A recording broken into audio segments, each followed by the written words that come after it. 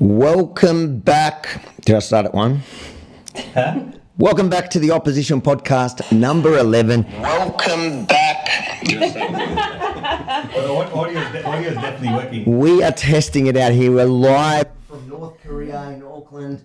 Ladies and gentlemen, thank you for being here. Rukshan, you have a couple of things you want to tell the audience because it's been a bit stressful. We want to apologise because Rukshan was late on everything today. I get the blame, but people in this room right now would know that I've been sitting here calmly and I've done all the setup. Isn't that right, Ezra?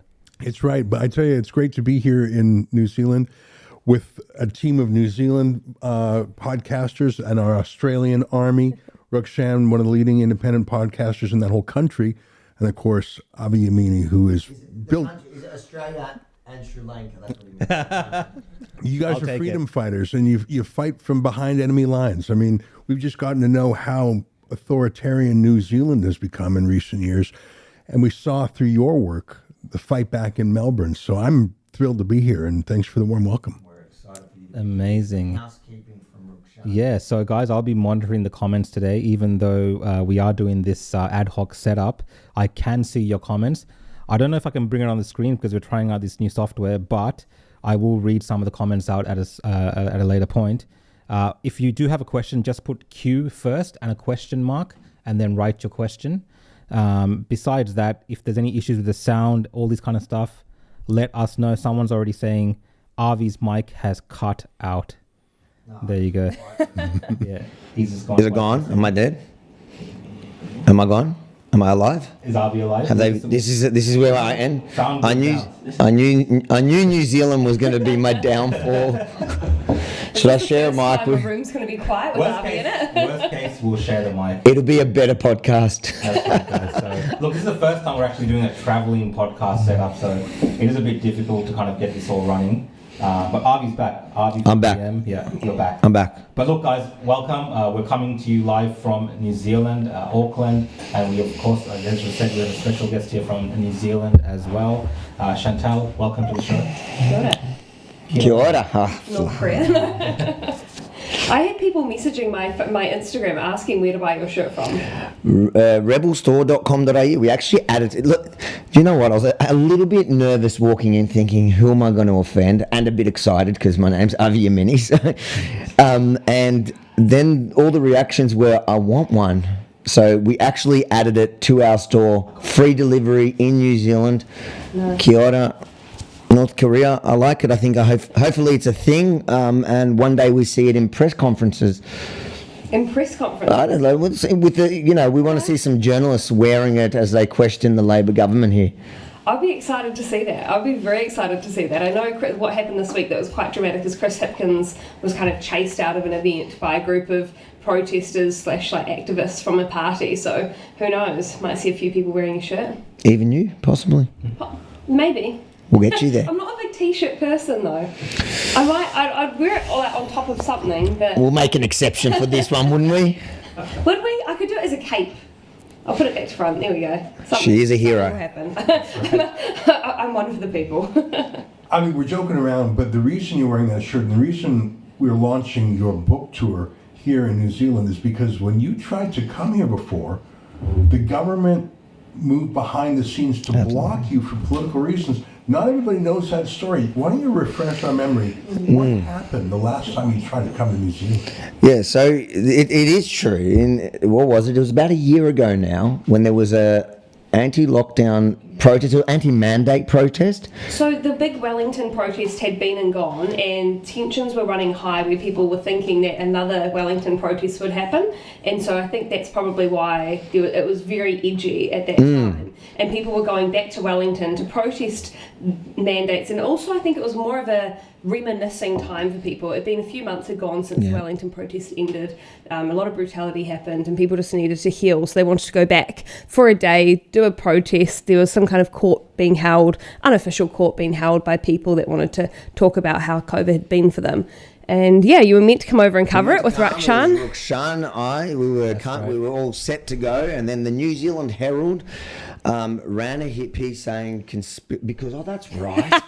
It's all coming back to him now, guys. Because I reached out to Chantel and said, we've got to catch up and we'd love to interview you. You were a rebel here on the ground throughout COVID, and we want to talk to you, have you on camera. And by the way, me and Rakshan are coming next week or whatever it was, a few weeks before. And we've got to catch up. And look, I didn't tell her, in her defense, we went through this in the last podcast, I didn't say not to post it. I didn't think there was anything, I didn't even question it. So she, where'd you put it, on Telegram? I think it was on, was it? No, it can't have been Twitter. Maybe it was Telegram. I think I just put a post, just a couple of, like a line saying, excited to interview Avi Yemeni when he's here to cover the protest next week, or something like that. Something really nothingness, because we'd never met before either. And all hell broke loose. They ran a headline, what was it? The headline was something like, what did they call you? I mean, I don't want to go into the names they've called me. There's a few. Maybe conspiracy theorist or activist. They use influencer a lot. Yeah, I don't know. It'll be something like that. Influencer says conspiracy theorists are coming to New Zealand, and they started listing. This is the interesting part. When you read that New Zealand Herald article, it basically says there's a rumor that I'm coming, because that's what it was. It was a rumor. She knew it was true. I knew it was true, but it was just a rumor from their perspective. It wasn't confirmed. They didn't ask me if I'm coming, and they wrote and they said that they started listing all the reasons that the government could ban me. They're going into my personal life and going, under the legislation, if you have a conviction. And it was later when we looked at the Freedom of Information, the documents we got, and the internal communications from the Freedom of Information request, it turned out, so everybody was basing everything on that article. And the bottom line was, the real reason, no matter what they tell you, is in black and white, you can see it. It was my propensity to incite people with opposing views, which I wear as a badge of honor.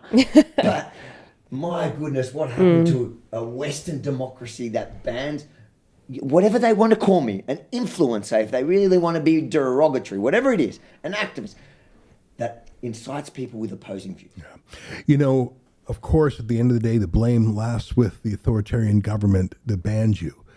But as you mentioned, it wouldn't have happened had the New Zealand Herald not decided to become activists. And I think that's one reason that what I call the regime media these days is so despised. Yeah. Because that was not reporting. I mean, maybe I don't even know if it was news that there's a rumor Avi Yemeni's coming to town. I love you, but I don't think that's even news. Look, I do, but... But this wasn't a news article. This was... and this was pestering the government. I know what calls are from reporters like this. It's like when they would call up Facebook and say, how are you allowing this person to violate your policies? That's not a framing question. of it. It's why haven't you banned it? And if you don't, I'm going to embarrass you in the story. So that was a weaponized piece of, I'm not going to call it journalism. I put an adjective in front of it. Government journalism, activist journalism. And what's so gross about it is that you would think that if anyone supported the clash of ideas, a range of opinions, it would be a newspaper, the leading newspaper. They were about silencing and censorship. Shame on them. A disgrace for the government to ban you. But for the provocation, for the instigation to be a so-called journalist is so gross, and it makes it so delicious that you're here today. And it's worse than that, Ezra, because you're right about all of that. But the funny thing? They've never followed up that story now, the New Zealand Herald. Even now that you're here? It was a story that there was a rumour from somebody, by the way, that they call an unreliable source for everything else. Suddenly it was reliable. They ran with it. They had me banned. Now when I got back in, when it was granted again, not another word. Really? Not another word. So it was either a story or it wasn't. Chantal, has there been any mainstream or regime or government media talking about Avi's appearance in his upcoming book event? I haven't kept a close eye on all of their pages around the book tour. I have not seen anything, as in I haven't. But it's not been a public thing. There might have been one or two, but not the New Zealand Herald. Not a word from the New Zealand Herald. And what you got to remember is back then, when they wrote that story, it was without a byline. No one even put their name to it. Who wrote that? Oh, yeah. Isn't God himself. The fact that it was unsigned showed that they're ashamed of it. They would claim, oh, it's because we're going to be hassled or something. No, they're the hasslers. I think the upside of the regime media not mentioning your arrival is that they're not mustering street gang enforcers, Antifa style, to come to your events. That said, the events that you've got coming up, they'd be foolish to come and mess around at those ones. Certainly. Ruxan, how are you finding it here in Kiwiland? You literally came here. Yeah. Just why? Why are you following me? I actually used this tour as an excuse to go on a holiday. So I've been enjoying my time traveling around the beautiful South Island, and it's been pretty amazing. Is that why we've had a shonky start to this podcast? No, We've been holidaying. I blame Benji for all of this. So Benji, that's the reason if people saw me walking out of here was to go check on the audio. Unfortunately, because it's not my setup, we can blame Benji, and he's getting red there. all right, lads, come on. You meant to be big men. Take the blame on your own shoulders. But New Zealand, it's been interesting since last time, obviously, with everything that happened. Of course, I ended up here by myself, and you couldn't come. And this time around, we're all here for your book tour. I mean, it's definitely going to be an interesting book tour, in my opinion, regardless of whatever happens, whether the media covers it, who comes, who doesn't come. It doesn't really matter. It's just great that you can do this and you can come here freely, because whatever happened last time was crazy. It was like, North Korean like. You saw the protesters that we have here that were against the people that were on the side of freedom. So you had the freedom protesters, you had the anti-freedom protesters. How different are Kiwi protesters to what you've seen in Melbourne? I think when it comes to Antifa, globally, they're all feral. That's just my opinion. So in terms of those type of people, they act the same all around the world. Did they get violent when you were here? I think they're a bit... look, they're probably a bit more sheepish here. Is that the correct terminology to use? Unless you're like Posey Parker. Unless you're about this high and a woman. That was really because they felt like they had the numbers, which is what's dangerous when they're in that kind of mob mentality with those overwhelming numbers. That's what we see in Melbourne. And supported by the media, almost like, pushed by the media to be this mob. Well, the Chanel Lau wrote the story using the media to gather the troops. That's right. They weren't afraid in that instance, and that's because they believe they have the power of the media and the state behind them to act in that manner, which is very scary. When isn't it fascinating as well? They'll write a hit piece against Avi to try and prevent him from entering the country, but yet a biological man or woman, I'm actually not quite sure, person Eli that did assault Posey Parker, threw stuff over her. They then run puff pieces on why this person, why we should basically trying to insinuate that we should all feel so sorry for this person and Posey, and they loosely insinuate things and they just dance around it constantly. But I just found that really disgusting. You've got someone that was assaulted, and rather than even giving the person who was assaulted the time of day to say her piece, you run hit piece after hit piece after hit piece. Once she's assaulted, you don't care. You celebrate the fact she's out of the country by getting her attacker, giving them a platform. It was just a gutter journalism. Was anyone charged with assaulting her? Yes, And that person actually threatened when it was announced that I'm coming. They said they were going to throw matzo ball soup at me. I don't know what that is. That's a Jewish soup, but so they're anti-Semitic as well, or is it? To be fair, I think they're Jewish themselves. Okay. And so they have been charged. They've been charged. After I think public outrage, because as much as the media tried to cover for that violent mob against that little woman, I think most of the world was looking on in outrage as they chased her out and violently assaulted her. It's so important that you hold the line on that. A couple of weeks ago in Portland, Oregon, one of the most beautiful cities in North America, an independent citizen journalist named Andy No, he went to court with a civil suit. He was attacked and beaten by a mob of black bloc dressed Antifa. And it was all caught on closed circuit TV. The whole thing, chasing him down the roads, beating him. He staggered into a hotel lobby to save his life. Antifa tried to break in. They filmed themselves. Later, they bragged about it on Twitter. So there was no doubt. It wasn't just his testimony. It was all on tape, and then they bragged about it. And yet the media did not condemn, the police did not arrest, the DAs did not prosecute. And so he had to go to court, civil court himself, to sue for damages.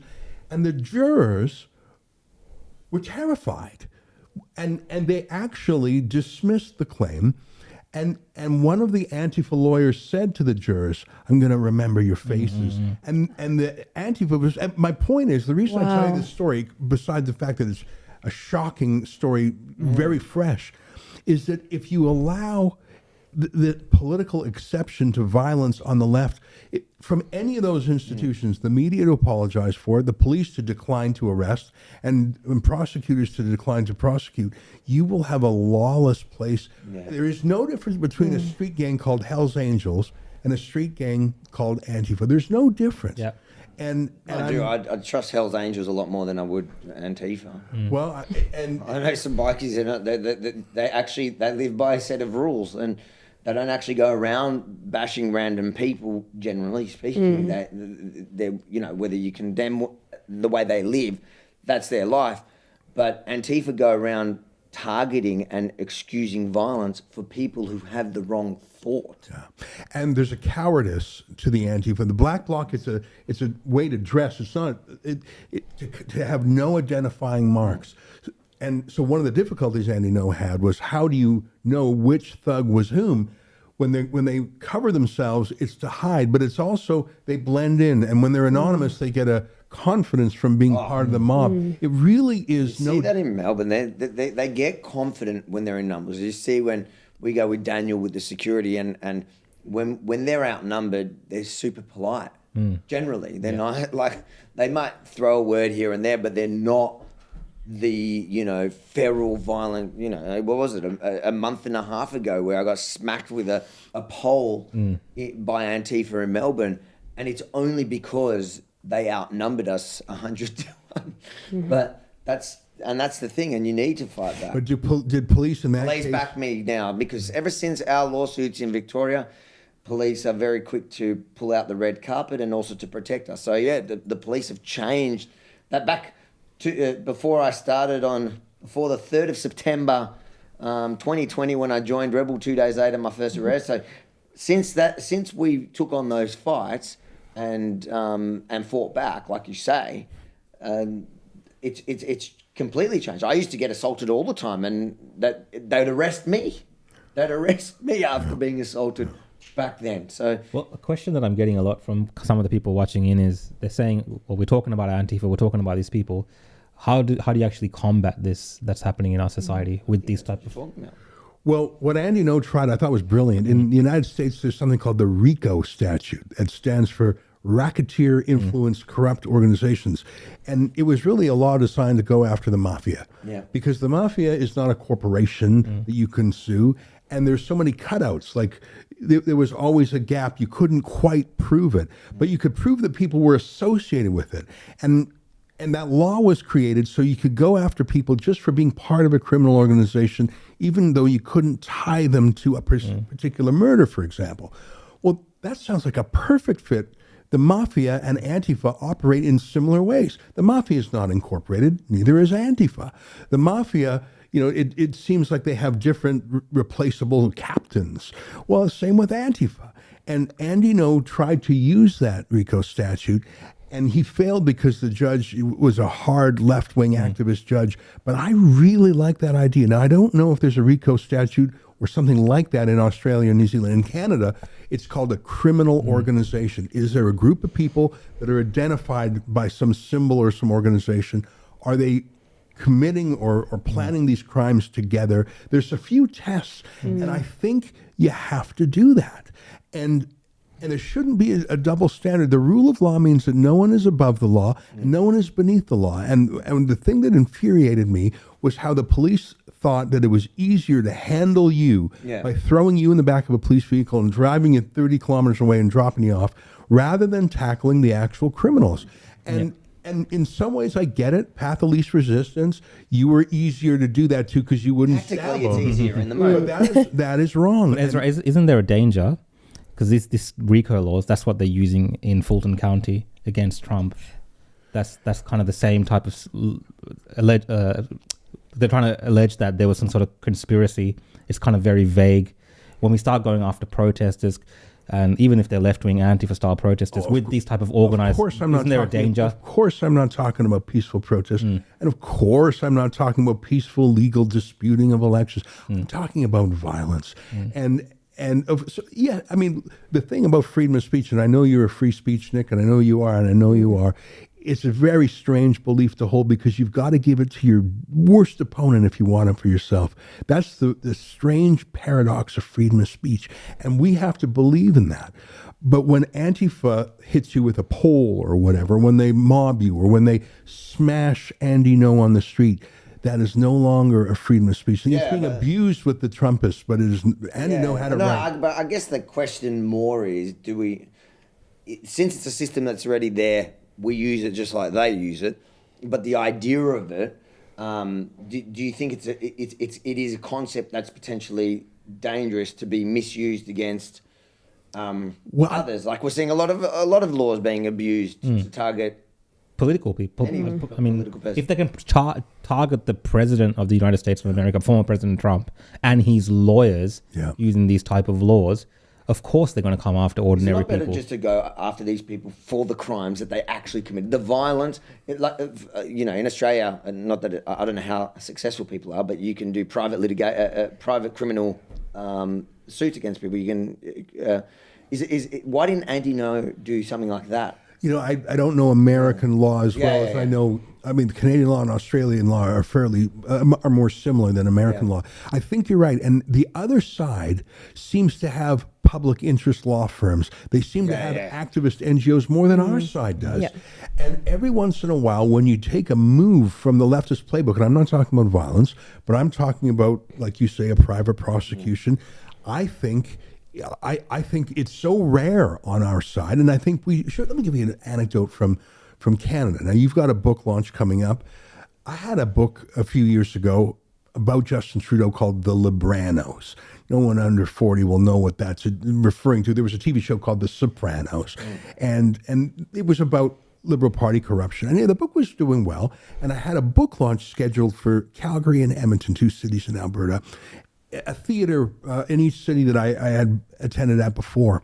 Well, there was a Twitter mob that threatened and basically swarmed the owner of those 2 theaters. And I called him up. I said, come on, you know me. It's going to be fine. We'll bring security. He said, in 30 years, I've never canceled an event and I don't intend to. Okay, but he had never suffered the threats that he did before. And then he later told me, he said, Ezra, I can't sleep. I'm that afraid. I said, don't worry, we'll bring security. Well, he worried and he canceled the event. And I literally had my book launch on the street outside the theater. But here's what I did. And I don't know if it could work here, but boy, it worked in those 2 cities. I saw everyone on Twitter who threatened him, because that's where it came from.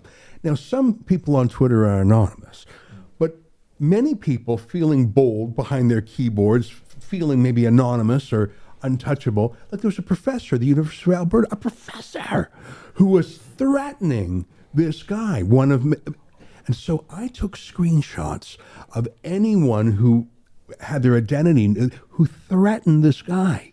Now, I sued him for breach of contract, but I sued all of them for inducing breach of contract, which is a tort.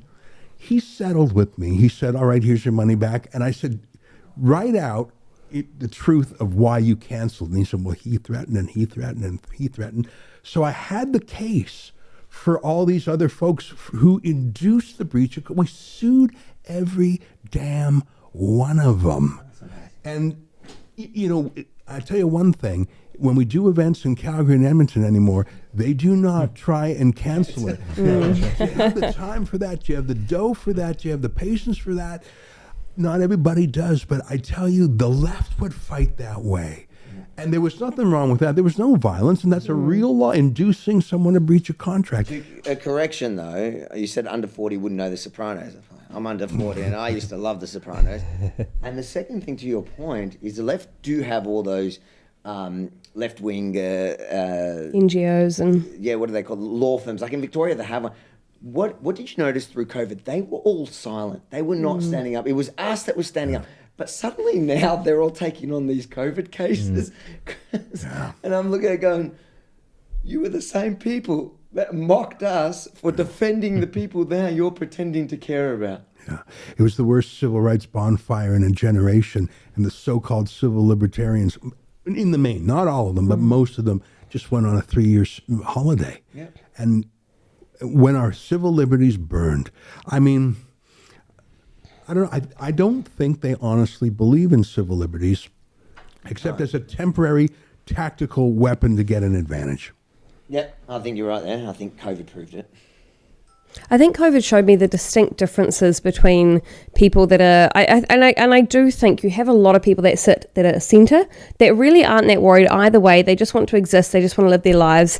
Then you do have people that are more on the far left, far right, anything like that. But what I do notice is the left are very collectivist. So they will act like a cult together. They will work together. They will try and ruin someone. They'll be very precise and very premeditated with the actions that they do, and they'll do it as a mob. And whether that's there'll be multiple NGOs that will join in, whether it's the people as individuals that just act as a mob, they've got more of a mob mentality. But I also think this is why the left are very successful.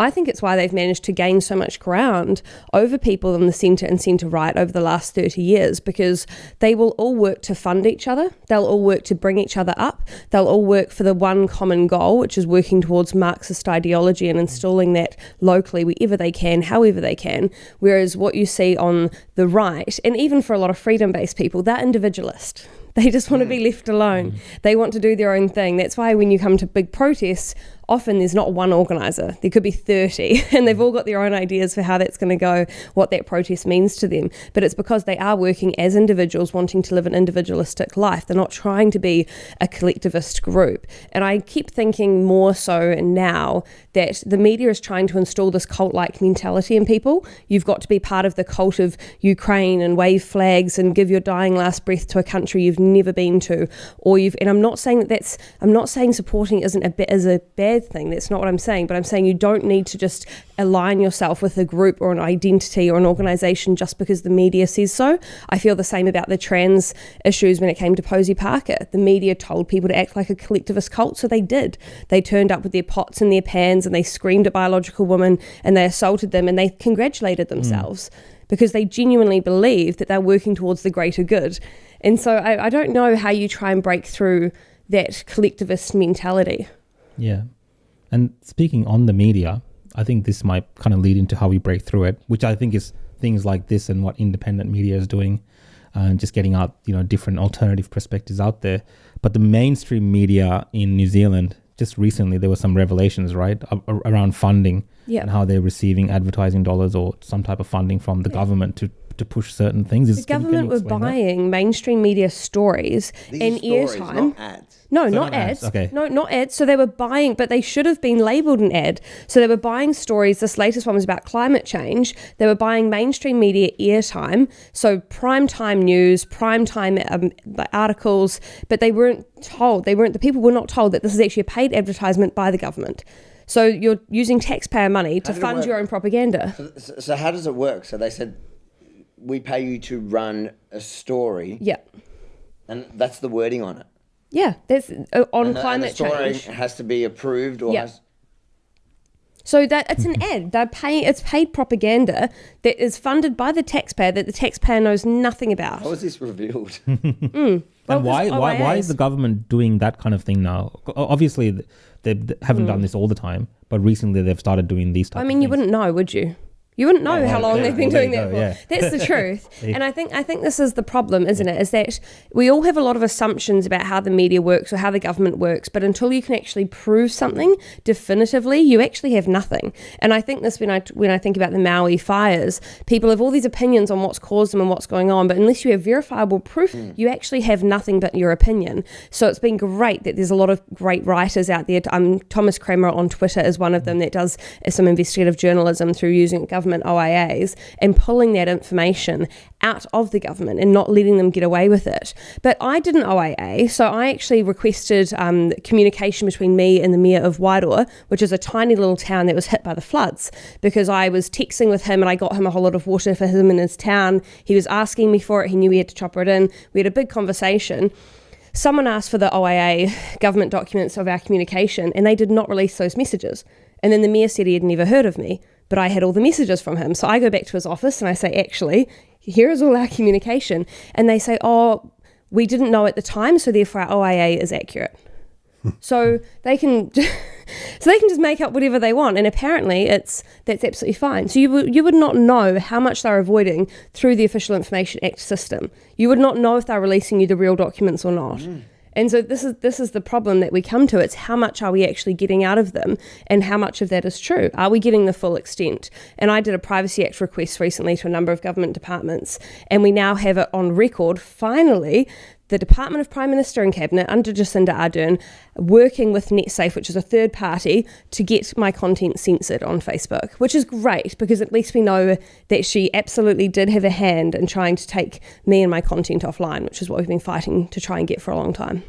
Wow. Yeah. I mean, there's so much things happening in the space of mainstream media and this challenge that we're seeing fronted by independent media, which is what I believe will actually change the tide.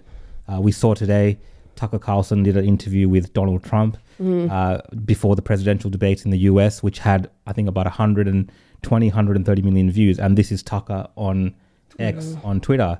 Whereas the Fox News presidential debate, they were literally begging Donald Trump to come on for this reason. But you're seeing this change happening in real time. And Ezra, we have you here from Rebel News here, and you're in this alternative media space and you're challenging mainstream media.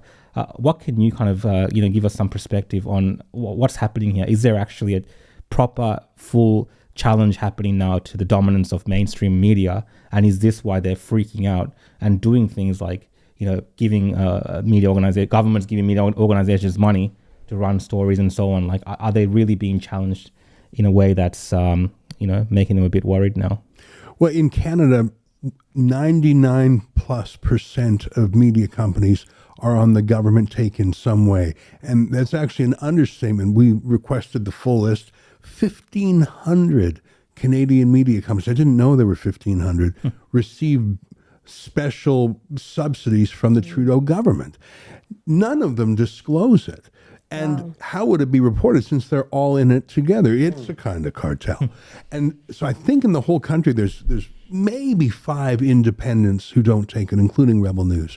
And although I think a lot of journalists would claim, oh, no, that doesn't stop us from criticizing the government, of course it does. Subconsciously it does. Maybe you don't twist the knife as hard. You don't ask that touchy question with quite as much vigor. Because the government doesn't give the money for nothing. It wants favors. And if you have trouble processing that, swap it in for any bogeyman on the left. What would happen if ExxonMobil gave money to every newspaper and just said, hush, don't say anything. Oh, no, don't worry. They're going to criticize us. And that's the funny thing. In Canada, about 1/3 of the revenue for newspapers now comes from the government. And Justin Trudeau brought forward a bill called C-18 that contemplated extracting money from Facebook and Google and setting up a pot to provide another 1/3 of the money. So big government covers 1/3, big tech covers the other 1/3. Do you think you're ever going to have a critical story again about Mark Zuckerberg or about Google I think one more thing about big tech and big government is that when they collude, bad things happen. For example, let's talk censorship. If Justin Trudeau wanted to censor Rebel News, he could do it straight on, but we would see it coming. We could go to court. If there was a law, we could challenge its constitutionality. We would have some sort of a fair fight. It would be lopsided, but we would know the rules. But what would happen if they would outsource, delegate, contract out the censorship to Facebook, YouTube, Instagram, etc., not through any formal law, not with anything that you could challenge in court, but just a nudge and a wink. Well, now we realize that's exactly what happened. We see the revelations.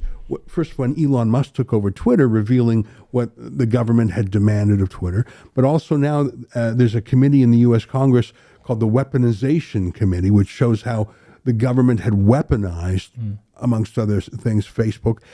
It's not just that the regime media, the legacy media, hates competition from the independents. It's that they're paid to be docile towards the government. And that final layer is they collude in censorship, including through so-called fact checkers. And you broke the big story. You and Avi had a hand in it too. Rukshan, I can't take any credit in this one because there was no way for me to really access. I think it was all Rukshan. Well, remind the viewers, because I don't know if everyone knows that story. Yeah. And it's and this week it's important because I think today it's blown up this week. Yeah. Your work that you got no credit for has blown up this week. Yeah, I think it's a very important story, and a lot of this centers around it being an important story in Australia right now because we have the Voice to Parliament referendum, which we can talk for hours about. And really, these fact checkers are so involved in, I guess, controlling the debate around it by fact checking just the one side, that a lot of people are up in arms about it, and they actually fact checked one of the major networks, Sky News, and that actually led to them breaking this story. But it's a story that actually comes from what happened with Avi and RMIT University. And in those documents that I observed from the county court, I saw this agreement between Meta and RMIT Fact Lab. And these are commercial agreements that these fact checkers have with these with Facebook and Meta, where they're getting paid per fact check. Around $800 up to $40,000 US dollars up to $40,000 per month, I believe, and that's almost $700 something thousand dollars. $740, I think now. Yeah, for the year that they can potentially earn. But the problem with all of that is that all of this is done in this beneath the surface with this layer of secrecy, and the fact that we now understand how it's done, how these operations work. I think it really enables people who see these fact checks to be like, hey, hold up. These are paid for fact checks. These are people there's a commercial incentive here.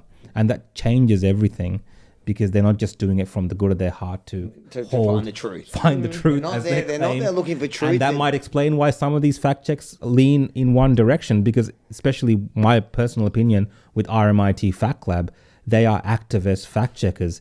These are university left-wing leaning professors and students involved in this, and they are just pushing through their agendas and their causes by using these these obscure systems that Meta have set up without any type of. I think they're not even certified. They love it. They got this thing because you can see they're activists because you go look at their Facebook and Sky, to their credit, did a deep dive. Do that, and they dived into these people's own social medias, and you can see they're activists talking about The Voice, attacking the leader of the opposition, calling him they called him something like a racist, like crazy stuff that's clearly coming from an activist. And then these are the people that are then getting paid enormous amounts of money. We're talking about $740,000 US a year is what Sky's saying. It could be up to something around that, based on the agreement that came out in our court case. But you got to remember, they're also taking money from the government. They're also they're taking donations on the website from the public. These are the same people that call us grifters when we go for grassroots support to do just the work, to tell the truth, the other side of the story, whatever. These guys are taking money from every single side, and they're incentivized not to find the truth, but really to silence the other side. Yeah. If I can jump in with two quick things. First is, what's a fact checker? Well, we're all fact checkers. You're a fact checker, you're a fact checker, you're a fact checker. And every one of our viewers fact checks us too. Yes. In election debate, you have a clash of competing arguments, competing visions, and frankly, competing facts. Yes. And there's no one who has the ultimate final say on what the truth is. And I'm not being subjective here and relativistic. I'm saying, we can say the theory of gravity is a fact, but is a carbon tax the best way to tackle climate change? That's not a matter of fact. That's a matter of opinion. Just for the fact checkers, 100%. That's a matter of fact. We've got to be careful. But my point, they're pretending that there is some high priest that is morally, intellectually, in every way superior than our own judgment. And who are they? Well, you said who they are. But here's the thing: even if that's where it ended, fine. So some loser who calls himself a professional fact checker doesn't like your work. So what? Well, it's the so what. And that's why I don't even think calling them fact checkers is sufficient, because they're little judges, little tribunals without a proper hearing, without any rules of evidence, without any appeal, without any procedure. And when they do a fact check, they don't just publish a letter to the editor or rebuttal. Their deal with Facebook is what's terrifying, because they get and this is why you sued, because it's a strike against you. It's de-boosting you on the algorithm, and you get too many of those and your page is nuked. So these are not actually fact checkers, which is a lie to begin with. These are mini censors who have the power to silence you. I don't care if some loser at RMIT disagrees with you. What do I care? No one else does. That's why they're a fact checker at RMIT instead of a journalist. No one cares about them. But they have a power you don't to censor you. And that's the outrage, is that we've created this fake industry with fake credentials and fake objectivity and fake deeper knowledge. They have a secret knowledge that we don't have, and they have the ability to shut you down. And it's not just you're a citizen journalist, but even rival big media. You make me laugh, because one of the things in the case that you have to prove is how many people went to see their fact check on their website, and it was like, direct traffic was none. It's all because where no one's really going to them. No one's going to RMIT to look at their articles. No one cares. No, I agree with Ezra. But it is 100%. It is about censoring. It is about Because controlling. 100% they have the power to do it on Facebook. That's the only place people are seeing these fact checks, because they have the power to demonetize and put the big warning on it, and then people click through. And the thing is, it's for them, it's the best life. They get paid to look for what they perceive as their political enemy. They get paid for each one they get. Imagine we had that on our side. Imagine we had that. I don't think it's right, no matter which side, but imagine we had that. There was an incentive for us to track down each troll or each person that had an opinion on the other side, and we got paid for each one we silenced. Because if you look at RMIT's Fact Lab, their website, the fact checks are so ridiculous, some of them. They're over either stuff that is, okay, that's clearly like you wouldn't believe that. It's almost a meme. Yeah. You know, they're fact checking memes. They do. Or they're targeting articles and stuff that is no one's even really seen. So why who cares? You're the one that's giving it more thing. And thirdly, they're fact checking just blatantly wrong. Yes. And I think that's where they got a bit But it's not what's happening right now, even with the fact checks. It's what they're doing next. And I mean, in New Zealand, they're bringing in the safer online platforms and communities, whatever that stupid bill is. We have you guys are doing the something similar. misinformation and disinformation bill. Canada had C11, and then also you've got Brazil's doing Bill 2630, and they all follow similar paths. I wonder where they get the idea. I wonder. But it's all that place in Davos that has nice weather.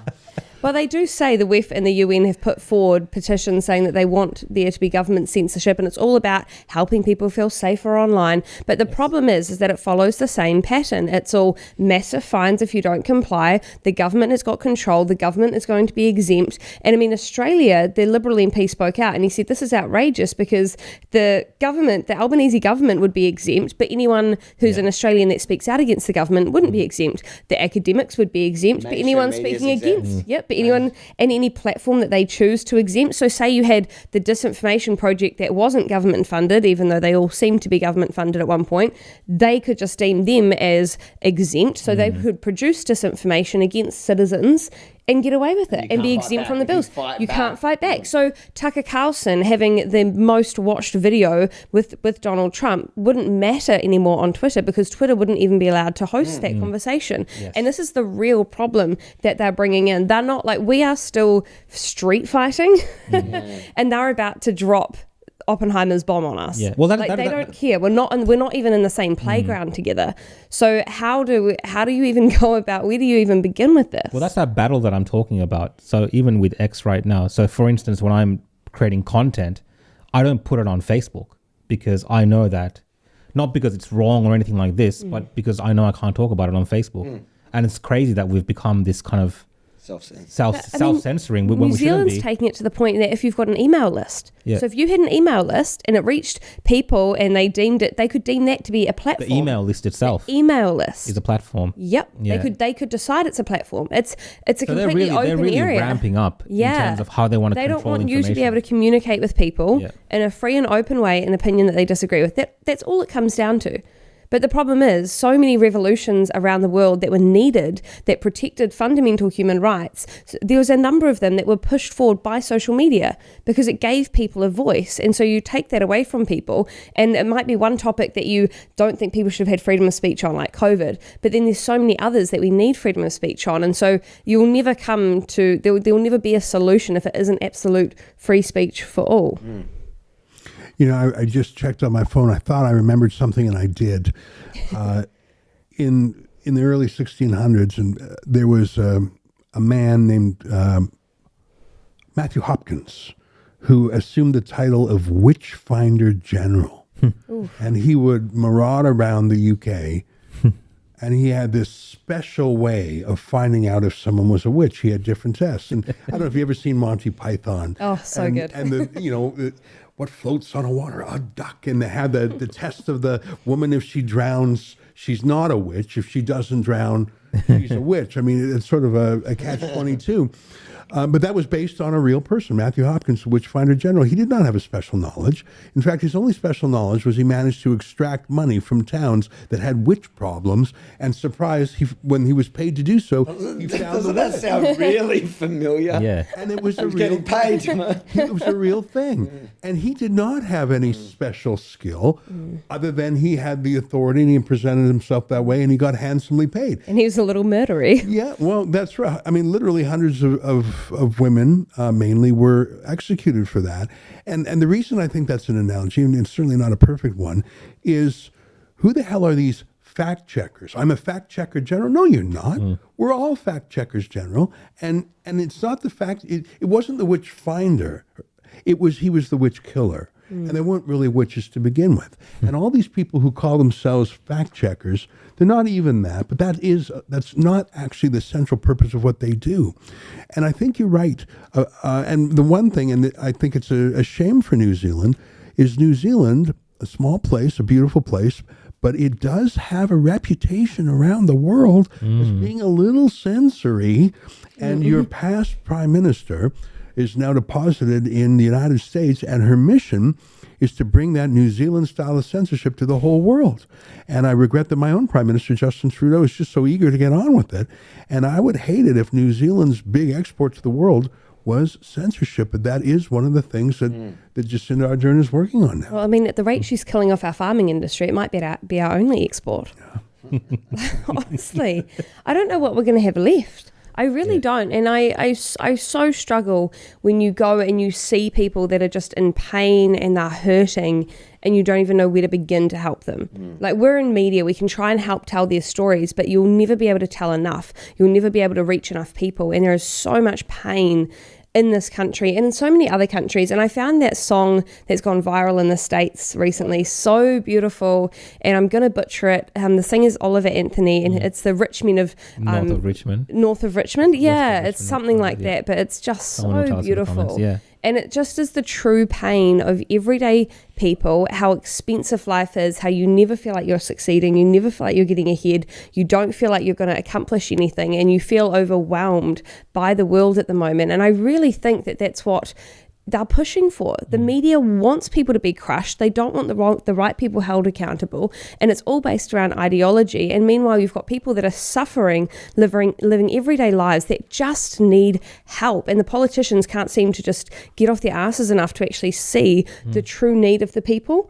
And I was reading an article recently, and they said that they miss the camaraderie that there used to be in politics. And I think it's that there used to be human decency. We used to have a standard, no matter how much we disagreed with someone, 30, 40 years ago, no matter how much you disagreed, you'd have a conversation and there was a standard that people were held to. We don't have standards anymore. I mean, our Justice Minister drunk drove, crashed a car, ran away from the police, got chased down by police dogs, and everyone on Twitter is like, oh, that's so sad, I hope she's okay. I hope we have standards for our Justice Minister. I didn't know What this. are you talking about? It was amazing. As soon as super woke. Yeah. Yeah, and I mean, yes, she's probably got mental health problems. Don't be the justice minister. Have standards for yourself. And then the party should have had standards for the party and saying, this is unacceptable. And I'm getting tired of people having a lack of standards of how they even treat people with human decency. Like, I don't like that freedom protesters went and screamed at the PM and nearly assaulted him to a point that he was driven out, because I think we need a level of decency. I don't like that people did that to Posey Parker. There's a level of decency that we've lost and a level of communication that we need to rebuild. And it's how do we build that communication back with people when you disagree with them, because this is a lost form and people don't want to sit down together because they feel like they're being attacked rather than having a conversation. But they're gaslighting everyone now. Yeah. Just decent people, they're gaslighting all the time. Hardworking people, they're gaslighting all the time. Bullying. Bullying. It's this bullying culture of, You know, even if someone was to sit down, I have this beautiful, one of my gay friends is just gorgeous and he wants to come and talk openly about what it's like being in the gay community and not feeling a part of it because of some of what the gay community is trying to install in people, some of what they're being forced to accept. But he's terrified because of how his friends will turn against him. And fair enough. But how sad is that? And it's this culture of bullying and fear and oppression, and it feels like people are just living in such fear that how do we break through that and make people feel empowered enough again that they can even have an opinion? Yeah, no. Sorry. We love it. A bit worked up by it. That's why we love each other. It's quite passionate about things that I can't solve. There's not much we can add to that. We can go home. Mind you, for those viewers that are watching this was advertised for 7 p.m. our regular time of 7 p.m. Australian Eastern Standard time. Time. Yeah. I don't think they realise that it's 10:04. You guys are keeping us up. That's right. 10:04 New Zealand time, yeah. New Zealand. Yeah. Another question that I had was for Ezra. You recently in Maui, and there's been a lot of coverage of that. And obviously, you know, in Australia and New Zealand, we're reaching our bushfire seasons as well. So there's a lot of alarmism in our media as well. What can you tell us about what you saw in Maui and what rebel media saw? And you know, there's a lot of stories going around about it. Some of it goes into the area of conspiracy, but there is a truth on the ground, isn't there? Right. I mean, we set up a website with that name, thetruthaboutmaui.com. I was there for a few days, and two of my teammates were there for a few extra. And let me tell you what facts are. And this, I mean, these started as rumors, but you chase them down, and there's facts behind them. Number one, the police blocked one of the roads out of the town, blocked it. And so people did die by fire in their cars. That's a fact, not just a rumor. Why did they block the road? We don't know. What's their reasoning? Well, here's another fact. I don't know if you've ever been to Maui, but there's these warning sirens on tall poles around, and they're for many things. They're to warn about tsunamis, they're to warn about wildfires and other catastrophes. Those were never sounded. Wow. And when the emergency officer in charge was asked about it, he said, well, we were worried that people would run towards the fire. Really? Isn't that what the first thing you do when you see a fire? That's what he said. He literally said marshmallows. that. Wow, that's There was the water officer who withheld water for 5 hours from fighting the fire. And there's this huge water culvert right there near Lahaina. And he has this theory about water being equitable and the source of life, and we can't just water things. There were so many infuriating things like that. And those are real. And yes, there are other rumors. For example, media are being kept out of many areas. What is that for censorship? There was some censorship. I saw them when I was there. They were putting up black fabric along fences, blocking views into things on purpose. And that is censorship. But in other cases, it's simply because there are so many unclaimed dead bodies, and they don't want people mucking around. In that way, it's a little bit like the ground zero after 9/11. They didn't let just anyone traipse around. There are dead bodies there. I saw so many search and rescue police from the United States Continental with dogs trying to find people. Last point, I'll just answer quick. And we've got a lot of great videos there. I think the government failed. I think the fires were generally natural, and it was just a confluence of the fire and the wind, and there were it was a perfect and terrible storm. There may have been some vegetation management issues, but in every case where government was applied to the situation, it made it worse. And when Is it incompetence, or are these things incompetent? System. well, I mean, for example, why didn't they use the Amber Alerts? If I don't know if you have that in Australia and New Zealand, where they send a message to your phone no matter you want it or not. They used that in Hawaii before. They had a false alarm about a missile attack, but they didn't use that for the fires. Why? But Are there any answers on any of this stuff? so far, nothing satisfactory. When I arrived there, I was in Lahaina. There was no cell phone service, no internet. People who didn't have a car to drive an hour away literally didn't know what was going on other than by word of mouth. The citizens had created a relief camp with no government involvement at all. It was wonderful in that it was people helping people, but where the heck, 10 days later, was the government? In fact, when FEMA, the Federal Emergency Management Agency, finally showed up to this little relief camp, they told them to buzz off. And so I think there was a general disgust and shock by the people. When Joe Biden was first asked about the fires, he said, no comment? Yeah. No comment? And then he went on vacation? And I don't know. I think that To be fair, let's be fair here, because the fact checkers are going to get us. He didn't even realize Hawaii was part of it. you know, I don't know how he's still alive. Yeah, No, I just think purely he because is. he's so frail. I don't know. I don't think there's much going there anymore for him. no, but Definitely gives that perception. And with this, he definitely did that. I think the no comment thing, he was stunned. He didn't know what was up. He had a cognitive moment. But the fact that he went on 1 or 2 vacations before going to Maui was a staff decision. And Hawaii is an extremely Democrat state. It votes about 2-1 Democrat. Yeah. This isn't even a partisan thing. It's a total failure of every government official. And you know what? It's a reminder that just because you have a white lab coat or a sheriff's badge, or you're an officer of this or an expert of that or a fact checker, doesn't make you particularly smart or clever. In fact, it may be the opposite. Just like the fact checkers working in our MIT, no one would care what they think. Maybe if you're the water equity officer for Hawaii, you're not better than anyone. In fact, you're probably stupider than everyone, because you don't release the water in a fire. And you're the guy in charge of the alarms. You're probably worse than anyone else because you don't sound them in the I'm sure you fire. have your pronouns in your bio on Twitter. So I feel like this is one of those stories, unfortunately, which is going to tend to lean towards kind of conspiratorial things, just because of the nature of the story and how it was, the way the media and the government are not covering certain aspects of the human stories on the ground for whatever reason. The involvement of course, the Democrats and Joe Biden.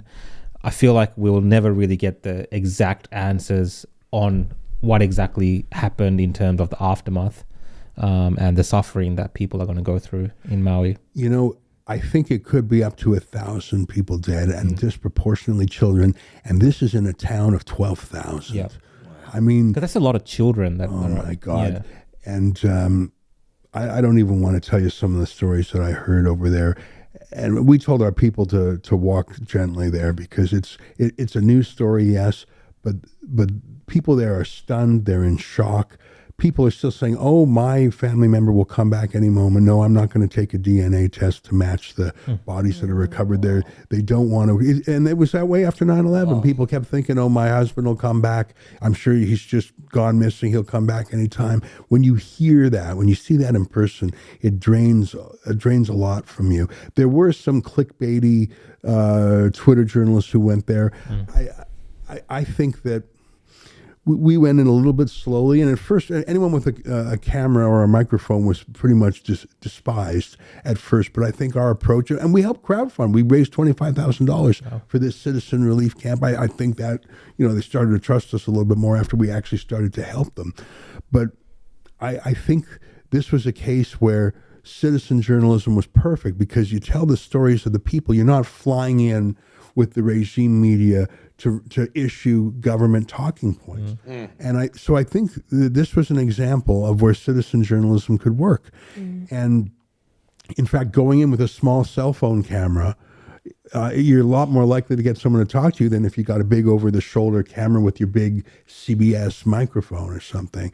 I don't know. It's just a terrible place. And Maui, if you've ever been there, it really feels like a little bit of heaven. It's one of the most beautiful places in the world. But for that day, the fires of hell broke out, and it was a shock. It reminded me, watching it unfold purely on the media side reminded me quite a lot of watching the Napier floods and being part of the Napier floods, because you had, the same thing, the warning signs, the warning alarm never came up on people's phones, or it came up hours and hours and hours after, they'd had 6-7 meters high water flooding through their whole area. I think there's a lot of opinions and a lot of perspectives and a lot of rumors that would get texted around. And I even had one pastor of a church who's a lovely, lovely person said, "Oh, did you hear that apparently gang members went in and stole a whole lot of tools from Carter's and ran out in the middle of lunchtime? They just ransacked the whole place." So I went to Carter's, I think it was Carter's on Mitre 10. We went there just as they were shutting, managed to get hold of an assistant manager, and he said, "No, that's not true." But that rumour was all around the whole city already by then, because people were just, I think there's this complete sense of distrust with the government and distrust with the media, that if the media now comes out and says, "Oh no, that's a rumour, that's not true," people automatically don't believe them. And that's what I see in Maui as well. And I've seen reporters on Twitter that are saying, "We're getting blocked as well. Stop saying it's just the mainstream media. I am mainstream. I can't get in there to tell the stories." But there's just this feeling of absolute trust that has been lost by the governments worldwide because of the steps that they've taken. And again, community initiatives. When I was first there, I think it was about 4 days after it first happened, and the community were the ones that were funding and helping everybody. They were the ones that started digging houses out, with digging all the silt out of houses. And Man Up, part of Destiny's Church, dug so many houses. They helped so many families during that time. They were incredible. And the news did a piece on them, and they wouldn't put the Man Up, that it was Man Up and Destiny's Church in it. And they wouldn't put who the actual leaders were, which is Brian and Hannah Timothy, because obviously they've been on the freedom side, so they're now blurred, so they wouldn't put actually who the group was, but they said, "Oh, this group's doing amazing work." And it's just so frustrating. It's like, no matter how much you might get frustrated at this group for what they've done on the freedom side, you can't not give them credit when they're sitting there and they're one of the only organisations digging house after house after house and putting thousands of dollars in to look after these people. And so it's just such a shame. I feel like ideology is destroying really fantastic grass level roots. And I know the police came and shut down community initiatives that were running in Maui as well. And you just think there's this layer of bureaucracy, and they get it wrong. They get it wrong, and they're too slow, and it's empower the citizens to look after their communities, because losing your sense of empowerment as an individual and as a community is part of the reason why we're having the breakdowns that we see today. And the media are not doing anything to help that. Chantal just laying it all out there, smashing it. No, I just feel for the people. Yeah. Lucky she's here, because we can't be that eloquent. Yeah, we've got nothing to give. No, you just see how the people, isn't it? It's just, you see the people and the hurt that they're going through. And I can't imagine, a flood is horrific, and just everything that was destroyed, that still is destroyed when I go back now and see it. There's still cars upside down, houses that are totaled, that you can't even go and dig them out. It's too much.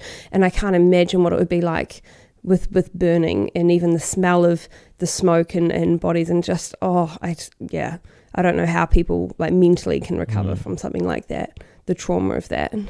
Had they started cleaning up some of that in Maui, Ezra? Because it looked like a bomb had gone off. That's the footage that we saw on television. Is that kind of what it looked like when you went there in person? It did, but what was interesting is the absolute torched cars and houses, and then immediately next to it, a house that was unscathed. It was very odd. Many of the neighborhoods were blocked off by military, because they didn't want, unless you could prove you lived on that street, you were not allowed in. Either they were protecting against looters or just people poking around. Like I say, there were unreclaimed dead human bodies there. And so I can't really object to that kind. In fact, when I arrived, there was a police checkpoint that stopped me and said, "If you're not a resident, we're not allowing you into Lahaina at all." And I talked my way in I had brought with me a Starlink satellite unit. And I said, "Look, I'm bringing a satellite there for the use of the people."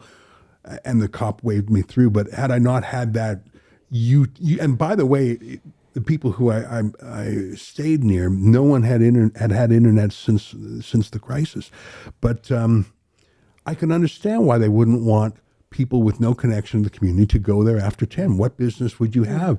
And so I can't really say I'm opposed to that. Okay. And I don't think it was really nefarious to keep meddlers out after 10. So, and I can see how that could become fodder for a conspiracy theory, but I can't really object to it. No, I think you need that. And I mean, Napier had the same thing, but they had police like 24/7 in Eskdale, and they would go to cars, and people wanted it because the looters would come in, and even just feeling like they've become tourism for everybody. Like they weren't getting help from people, but then people wanted to just come and take photos of all the destruction that had happened to their lives. And so I think that actually police and military being there to give people a sense of safety is a good thing.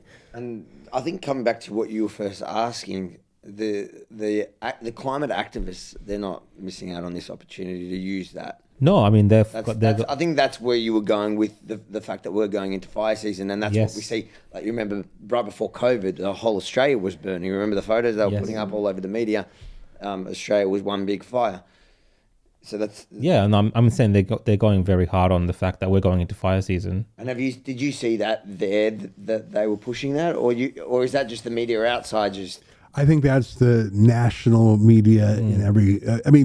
Every time there's any fire, and in Canada, There's particularly, never been floods or fires before in history. I just want to point that out. and So that's a new thing. and to say global warming caused the fire, in Canada in particular, it's human caused. I mean, yes, there's the odd lightning caused fire, but most of it is an unattended campfire, or it's arson. It's arson. The fires increase for arson, and you know what?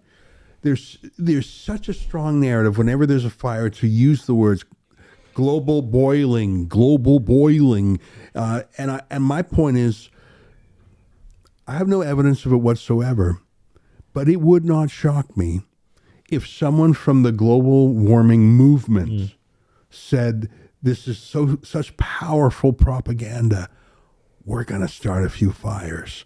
I have no proof of that, but we do know that forest fires... That's the sense that I'm getting with how it's being ramped up. I mean, we know forest fires have been used as a terrorist weapon, but in Israel, Hamas will launch little fire balloons to start fires, not for propaganda reasons, but to generally burn down fires. Because we know there are eco-terrorists in other ways. It would not be shocking. I mean, listen, we saw riots and fires for Antifa, and all it takes is one guy. In Canada, more than 50 churches were either vandalized or torched in a political act.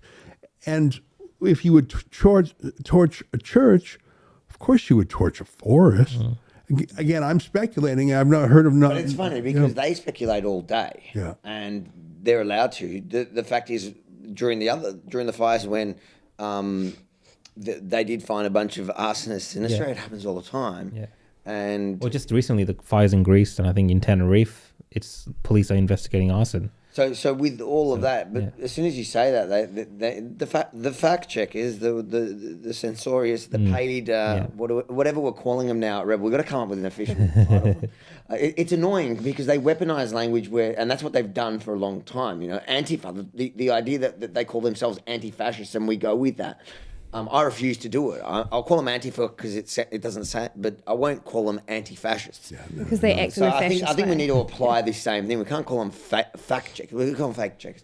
But they will penalise you, and that they would penalise, if you said, I think it's arsonists that did it, even though you don't have proof, but just like they don't have proof that it's global boiling that caused it. Well, the argument I've seen is that even though an arsonist did set the fire, the reason the fire is so bad is because of climate change and global boiling.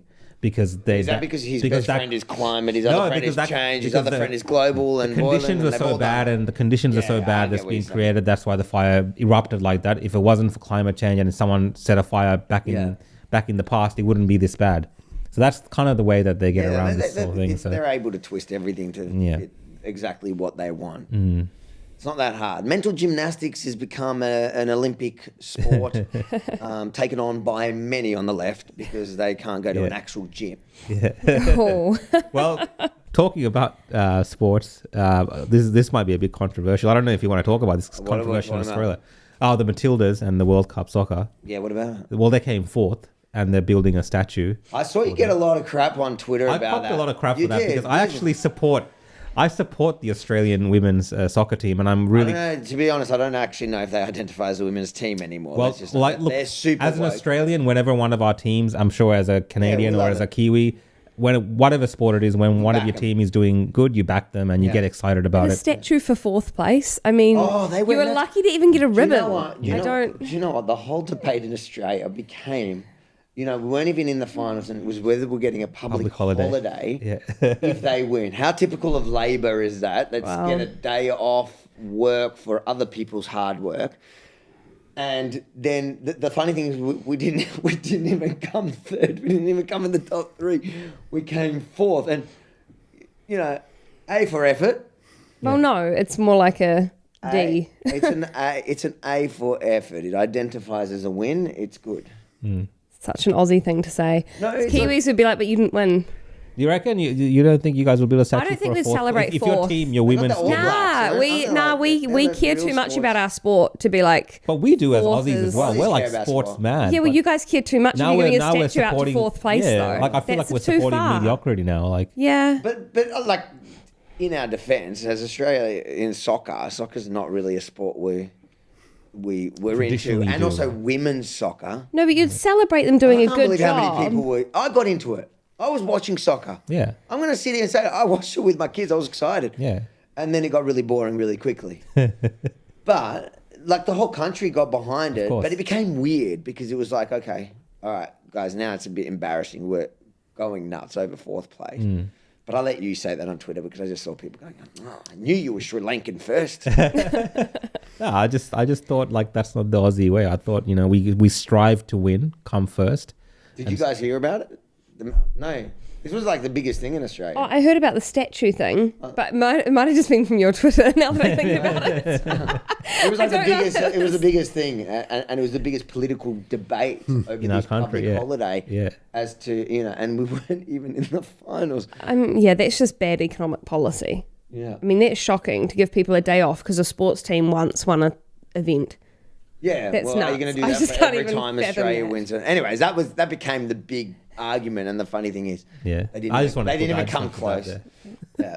But like you said, A for effort, except their A was still A not B minus. anyone else's A. It was a little bit further down the list. But good for them. F for but just effort. not good enough to get a statue or a public day off for how many million of people are in Australia? What is that? 30? Yeah, 25, 26, something like A this. few. that's without my family.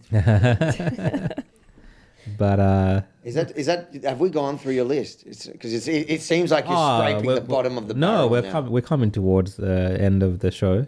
Rakshan John just gets wanted to tired. end with his Twitter handle. Yeah. Let's be honest. Is that what you want to talk about? Anything else, Chantal, we should know about New Zealand? Because we're in your country, Ooh. right? We're in your country. You tell us. You got your election coming up on what, the 14th? Yeah, the 14th of- election's- Same day. Is it the 14th of October? The election's going to be spicy. It's What very- date is it? It's so You're on bad. the spot. I know I should know that. I thought it was the Someone here know? 10th. Someone in the For some live reason, I audience thought it was know? the 10th. It is 14th the of October. And that's the day of the So it's me referendum. voting 4 days is that the day early. of the That's referendum? the referendum in Australia as well. yeah, right? the Crazy vote is for that? yes. They put Yeah. it together. Yeah. You're like, you got to give it to the commies. They work together no matter which country. Labor here, Labor there, Labor everywhere. But it is quite a monumental election because we really are voting effectively for either co-governance of our country or against co-governance What's of the going- country. For people in Australia that are looking at the referendum, it's quite important in this period. Yeah. What does that mean in short, co-governance? In short, essentially, if you're Māori of Māori descent, you're going to get voting rights over and above other New Zealanders. That's it in short. But in practical implementation, like things like Three Waters, they're going to create like separate water entities that are going to be governed by majority, well, not majority, it's split down the middle, and it's going to have Māori 50%, but that's wrong because they only take up about 14-15% of our actual population. So essentially, it's creating race-based policies, and we've seen this in our health system as well. So you get extra points if you're Māori or Pacifica. You also get a point if you're from a low socioeconomic suburb. So it's all these systems that are created it's kind of on equality of outcome rather than of equality of opportunity. And that's the issue, because by that same quota, you now have violent criminals that are being released in the thousands to home detention here in New Zealand. So we're celebrating low prison numbers, but it's because we're releasing violent criminals out into their homes because we want to make sure that we've got low numbers of certain races in our prison population, and it's just completely flawed and completely wrong. And I'm absolutely against any race-based policy. No matter what your race is, we should not have race-based policy. I'm completely against it, and we're not even allowed to have that conversation publicly, it seems. If people publicly speak out against co-governance, they are shut down. The Twitter mob that we were talking about earlier starts to hunt them down. It's become a really awful scene, but I know that for a lot of the Kiwis that I talk with, and Kiwis that are Māori as well, they don't want co-governance. They want to be treated equally. And I think it's a disgusting tactic that they use on the left here, where they try and say, oh, well, that's because the colonizers have got to you and they've told you that you don't need this and that. And but it's such a racist way of thinking, because you're telling people they're not intelligent enough based on their own race to make their own judgments for themselves. And I think that that's a disgusting trail of thought that we're even trying to contemplate here in New Zealand. So I'll always be against race-based policies. It's almost identical issue. Almost in fact, I think Aussies need to take heed that, you know, if you vote yes to the voice and you think that's where the line is going to end, just have a look across the ditch. They've got a treaty. That ain't enough. They need co-governance. That's not going to be enough. Even if they get that, that's not. It's never going to stop. So it only stops when you stop it and you say, let's put an end to racism. How about we treat each other like humans? How about that, Ezra? I'm deeply moved. Yeah. By A last your word for comments. Ezra. Like humans. What do you think about all this, what's happening in our countries around this racial kind of issues that we're having? Well, there is some of that in Canada too. Okay. You have a black prime minister, don't you? That's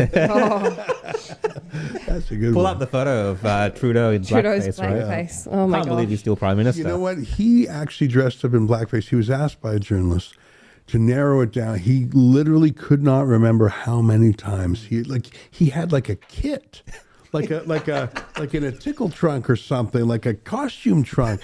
Like it was his go-to gag in 3 decades of his life. When he was a teen, in his 20s and his 30s, he's quite something.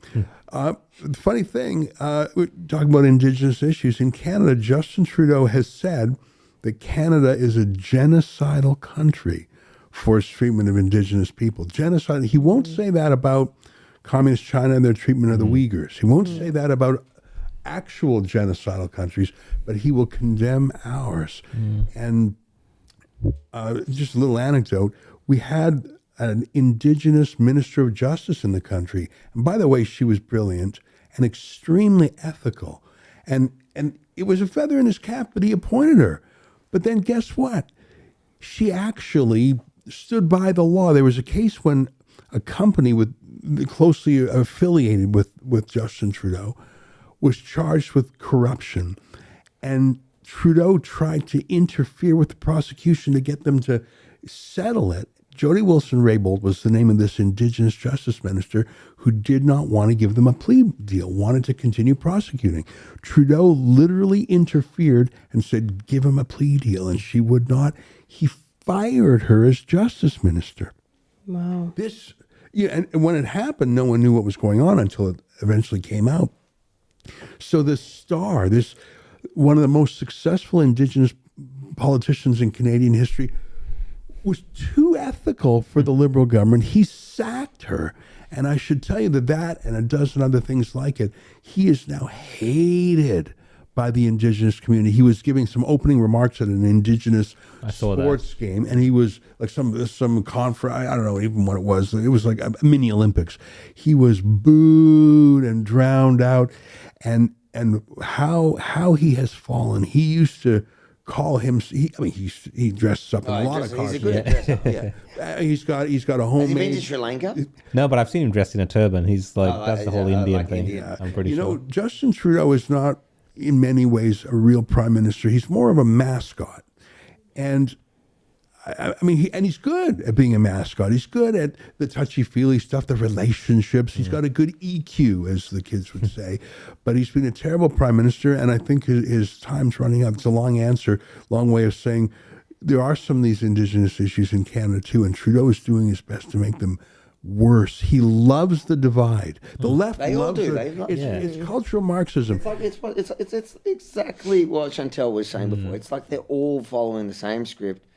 Again, it's what it's the same formula in every country, and it's generally right now. It seems to be the left everywhere. You've got here New Zealand, Australia, New Zealand, Canada. They're all Labor governments. I don't know the UK, but even the so-called conservatives we're seeing around the world also seem to be reading from the same song sheets. Like they're just Labor in Australia. We call them Labor light. They're the same thing. When they talk about things like climate, they're talking about the argument is not about whether the policies are dumb for zero emissions by. It's not. Oh no, we're going to do zero emissions by 2030. No, we'll do it by 2028. Yeah. Because we're conservatives and we can beat you. and that's what you're seeing everywhere, and it's scary. And I think that's why they want to shut down other voices and those that are speaking up against the narrative. At the end of the day, creating this kind of racial division where different groups have different... All divides. I think it's racial. All divides. They're dividing everything. They divide it as mandates. They divide but people. a racial division in a country like Australia, where the Indigenous people have a certain advocacy body or a certain voice, gives them a power that they've never had before, really, because you can control so many policies through that body. Because, this whole argument about what issues impact Indigenous people... Everything impacts them at the end of the day. So you can. And the best part of that is when you ask different people that are advocating for the voice specifically in Australia, and you go, there was. I think they were talking about one example was the submarines, nuclear submarines, and like, so would the voice have any say in what our decisions are with? And one person who's advocating for the voice will say, No, it's Indigenous. And the other one would say, that impacts us. That's part of our land. Yeah. So, they want, it's not about the issues, it's about the power. And everyone wants all these people and all the people that they elect, they put into these systems. When you go to the Indigenous communities like we did in Alice Springs, everybody was saying that it's all the funding, the billions over years of taxpayer dollars that have gone to try help the problems, the people.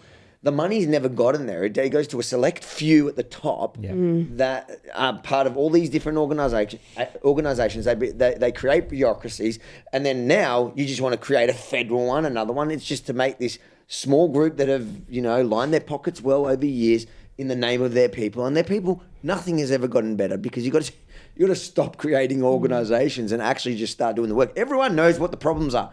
Go spend a week in Alice Springs. You'll see the problems. You don't need a voice. You don't need a big group, a think tank. You just literally go there. You'll see. And when the prime ministers and whatever goes there, they need to step outside those buildings of their own little of course, people they've put in power there, and they need to actually go and see the communities and see the people struggling in the crime. And more than any of that, it's the biggest con because we have governments now that represent us, but we're going through all types of crises, regardless of having people elected that apparently represent us and do all these things. Look at the state of our countries in so many different ways. If they think that these advisory bodies will create differences, it's all surface level stuff. It's not going to do the meaningful things that all of us as a community of different races, different diversity, whatever it is, come together and ask our governments to do. They don't do it for us. So we're going to find ourselves in the same situation. But look, I always find that we end up talking about the voice to Parliament in this podcast. I can't wait until this is actually, I can't wait for it to be it's all over. Can't wait. Whatever happens, even though I'm very much opposed to it, whatever happens, I'll be very glad when we don't it's talk not about pass. It's a joke. It's October 14. That's one thing I can confidently predict is the voice is not going to pass. Remember you said that. Benji, remember he said that for a real when it does pass, Benji, if it passes, you got to scrub this episode from every platform. And we've got AI that can sort that. Change what I said. No, I'm predicting easy. Money's on. All right, you got that prediction, Chantal. Elections. What's going to happen here? Oh, election prediction. Putting you on the spot. I think we're definitely gonna swing towards a right wing government. come the Oh, election. I like that. Yeah. I might be allowed in without a visa. So I don't know. Oh, they're He's not a that shady character. Well, We'll I see. like shady characters. No, I do think we're going to swing towards the right wing. I think people are just so fed up of seeing between Chippy and Jacinda, the red wave is getting boring. Perfect. And Ezra, did Avi make you buy a copy of his book? You know, I'm excited that his book is out. I know he's been working on it for a long time, and I guess I didn't have to buy one since we're the publishers. I got a freebie. He wants to know if you read it. You know what? I'm working my way through it, but tomorrow I'm looking forward to the presentation of it. Because you're talking tomorrow at the event. I know I got to have the book. You got to finish the I book. got to have the book finished. We better wrap up tonight then. We better wrap up. We're gonna wrap up. It's It's about 20-minute read. I don't know what your problem is. No, it's actually great, but and I didn't know, I didn't know so much of your story. There you go. And you know what? It's also, it's not a biography, but it's also a manifesto. Yeah. And I don't know. I think anyone who likes you is going to love the book. And I think people who don't like you, I think they should read it too, because I think first of all, I think they'll warm up to you. But it's a great story. It's a great Australian story, and I think the title just smashes it. Rebel from the Start. Yeah, you know, when at the moment when that came to me, I was like, "That's so perfect. That's a perfect name on so many levels." But no, I'm really happy with the outcome of it, and it's interesting because I've had feedback from people who say that who tell me that they didn't particularly like me before, for whatever reason. They had all different reasons that they were given by the media over many years. And they've gone, I get it, and cool, good on you. I don't actually agree with half the shit you say. That's what they say to me,